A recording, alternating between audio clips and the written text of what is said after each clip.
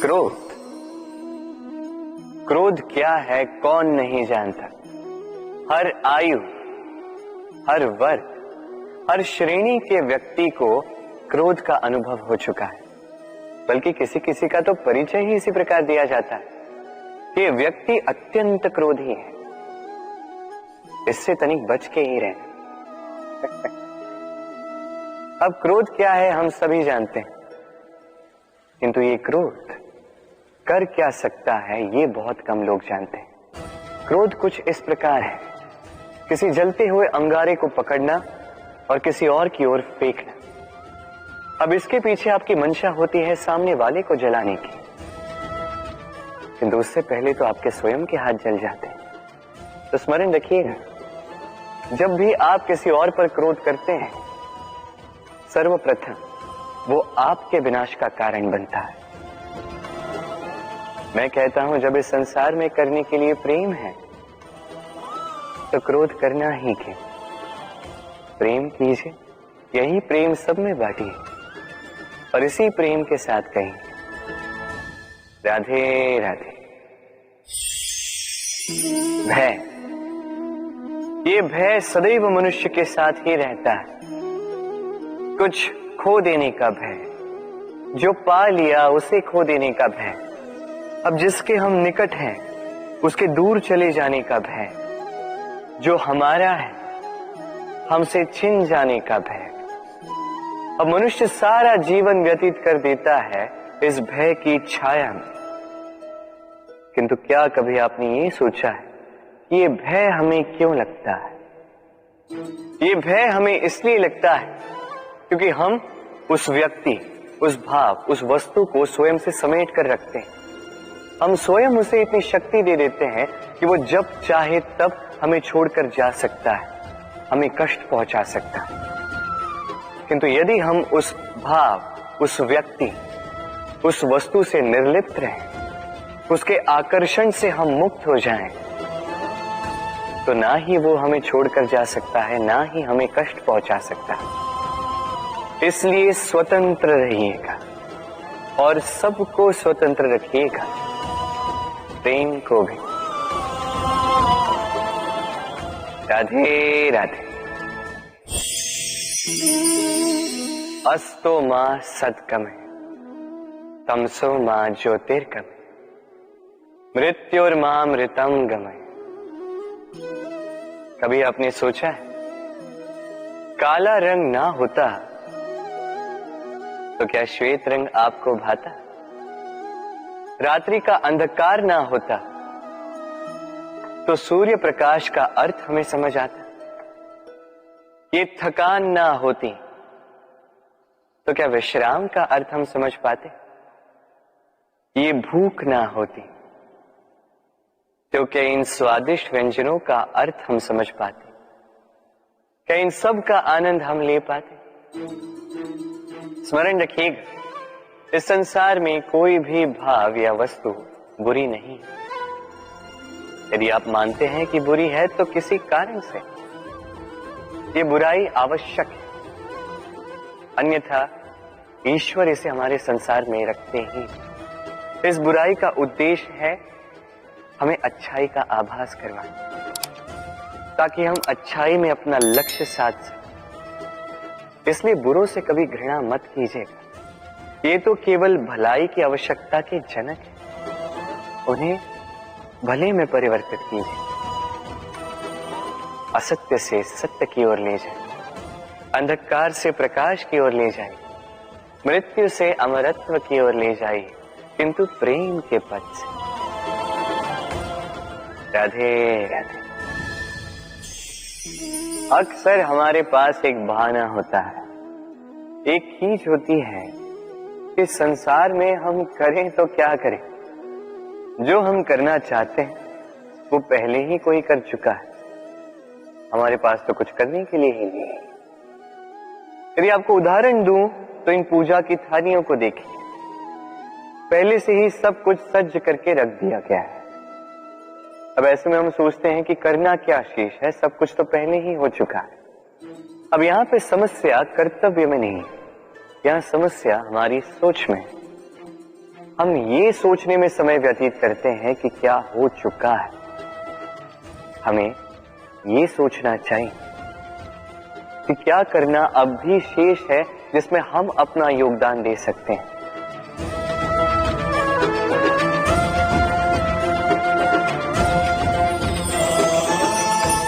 समझे? संसार में ऐसा कोई कार्य नहीं जो पूरा हो। आप सदैव उसे आगे बढ़ाने के लिए प्रयास कर सकते हैं। आप उस कार्य को और श्रेष्ठ बना सकते हैं। बस आवश्यकता है तो सकारात्मकता की। राधे राधे।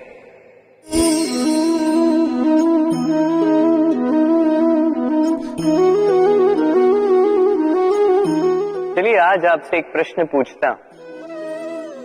मनुष्य अंधकार से भयभीत रहता है, ऐसा क्यों?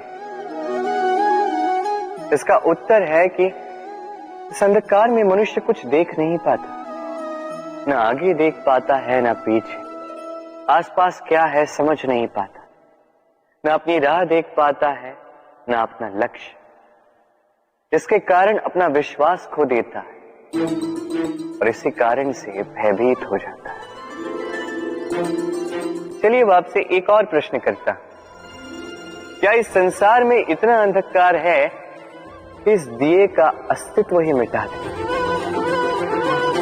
नहीं, उल्टा ये दिया अंधकार को चुनौती देता है, स्वयं जलकर संसार को प्रकाश देता है। ये छोटा सा दिया।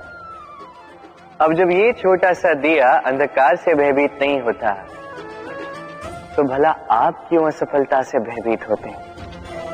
आपके भीतर एक अमर आत्मा है, बस आवश्यकता है तो उस आत्मा को जगाने की। अपने भीतर की इस ऊर्जा को जगाकर तो देखिए, सब कुछ दिखेगा।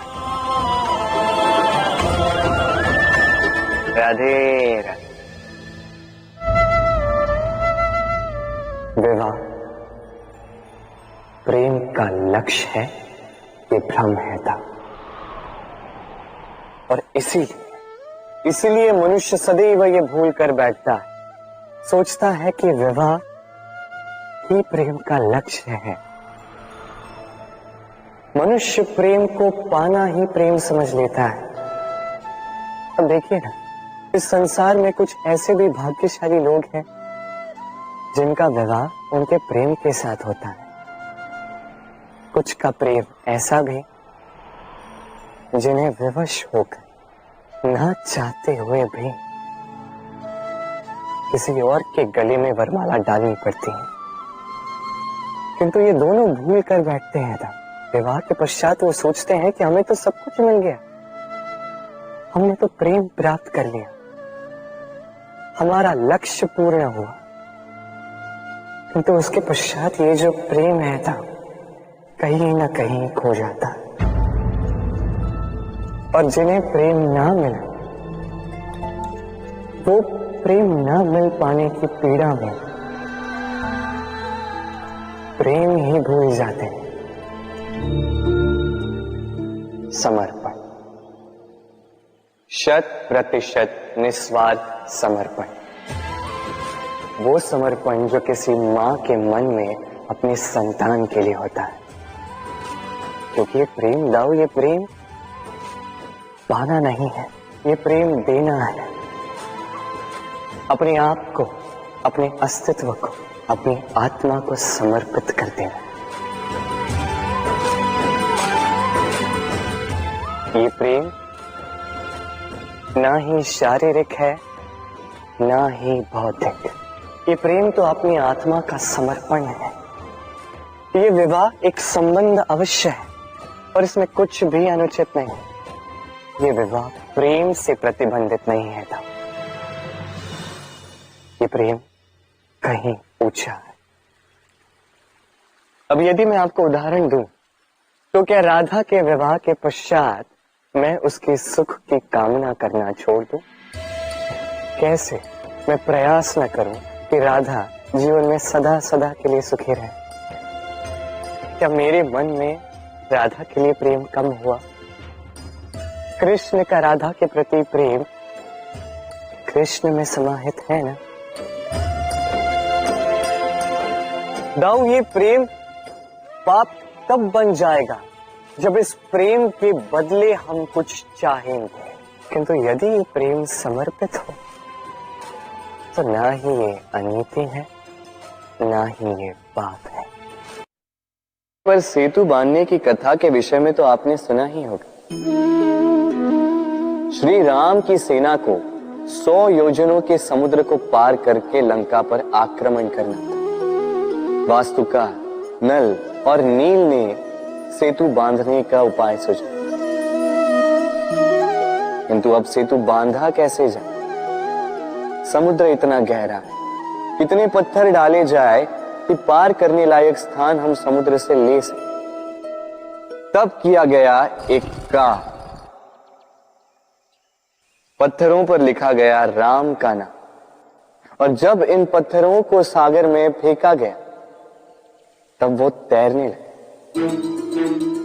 अब कोई कहेगा ये राम के नाम की महिमा है, कोई कहेगा ये नारायण का कोई चमत्कार है, किंतु नहीं, ये राम का वो गुण है, उनके व्यक्तित्व की वो महानता है जिसने उनका प्रतिनिधित्व किया।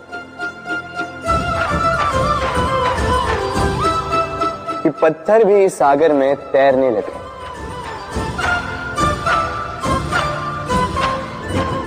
उसी प्रकार जहां हम नहीं होते वहां हमारे गुण हमारा प्रतिनिधित्व करते हैं, हमारे नाम की शक्ति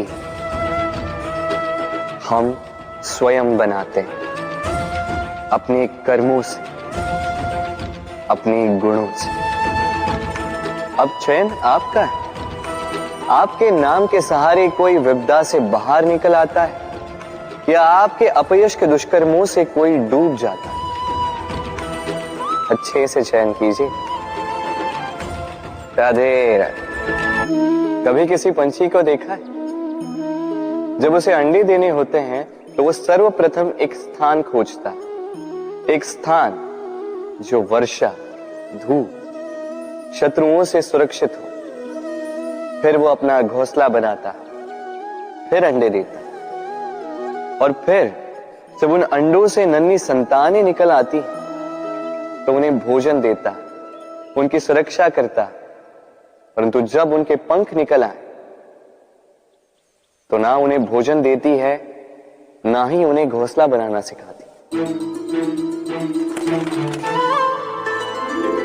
उड़ने की कला सिखाती है बस। फिर वो नन्ही संतानें उड़ने की कला सीखकर स्वयं अपना भोजन लाना सीख जाती है, स्वयं घोंसला बनाना सीख जाती है। और हम मनुष्य क्या करते हैं? संतान के बड़े होने के पश्चात भी उनकी चिंता में सूखते हैं, प्रयास करते हैं कि उनके लिए घर बना सके, और अपनी संतान को और भी शक्तिशाली बनाने के स्थान पर पंगु कर जाते हैं। जीवन में वही कीजिए जो एक पंछी करता है। अपनी संतान को उड़ने की कला सिखाइए, संस्कार दीजिए, और एक समय के पश्चात उसे स्वयं अपना आकाश चुनने को मुक्त कर दीजिए। राधे राधे।